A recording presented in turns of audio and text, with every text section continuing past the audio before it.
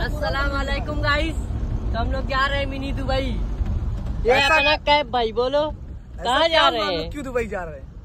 क्या हुआ भाई, क्यों दुबई जा रहे हैं? ऐसा कि गाइस देख सकते हैं आप, अभी हम लोग मिनी दुबई जाते हैं, जो सरायमीर के नाम से जाना जाता है, उसको मिनी दुबई सब जानते हैं।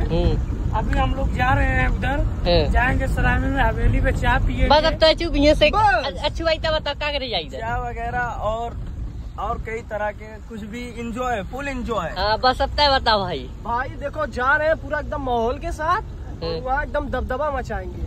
भाई पैसा के कर रहे भाई पैसा अरसलान भाई करे।